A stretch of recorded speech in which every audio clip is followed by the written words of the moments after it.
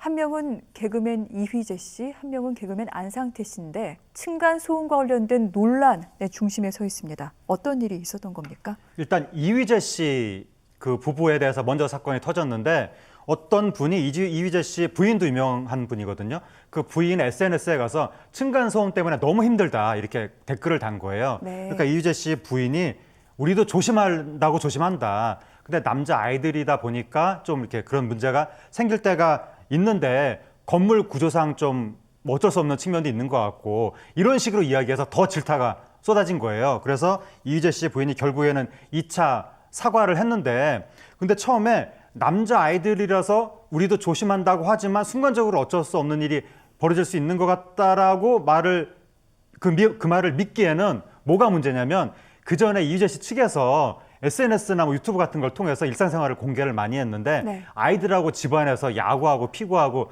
이런 모습들이 나왔기 때문에 이게 어떻게 조심한 거냐 대놓고 뛴 거 아니냐 네. 집안에서 이런 문제가 생긴 거고 그리고 만약에 조심을 했다고 하더라도 이거는 집안 구조를 탓할 일이 아니라 그렇게 아이들이 뛰어서 문제가 되는 집안 구조라면 이분들이 이사를 가야죠.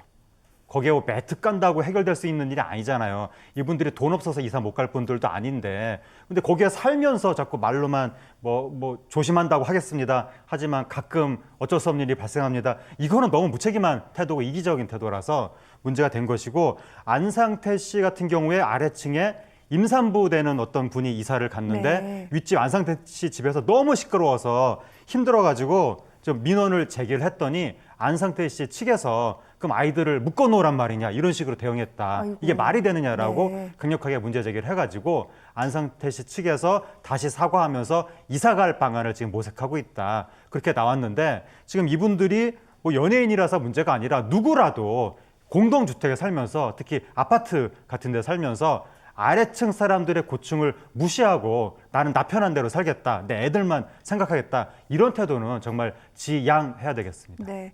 사실 코로나 사태 이후에 집에 머무는 시간이 많아지면서 층간소음에 더 예민해질 수밖에 없는 상황입니다. 뭐 좀 더 서로 참고 사세요라고 근데 얘기할 수만도 없는 게 층간소음이 실제로 건강을 해칠 수도 있다. 이런 얘기가 있던데 어떻습니까? 예, 당하는 사람 입장에서는 엄청난 스트레스고 네. 이게 병을 유발할 수도 있다는 거 하는 거예요. 뇌졸중, 이명, 정신질환 이런 걸 유발할 수도 있고 네. 당하는 분이 계속 소음 피해를 당하다 보면 이러다 내가 생명의 위협을 느낄 수도 있겠다. 그런 식의 의식까지도 생긴다는 거예요. 그러니까 굉장히 심각한 사안인데 네. 일부 가해자 측에서는 별일 아닌데 아이들이 뛸 수도 있지. 이런 식으로 생각하는 경우도 있어서 피해자의 피해 정도하고 가해자의 의식 사이의 괴리가 너무 크기 때문에 문제가 생기는 건데 이 소음 문제에 대해서는 확실하게 좀 모든 국민들이 이 인식을 제고를 해야 되고 네. 이게 당사자끼리 이야기를 나누다 보면 굉장히 좀 감정적인 문제가 될 수 있기 그렇죠. 때문에 네. 직접 민원을 제기하는 것보다는 관리사무소를 통해서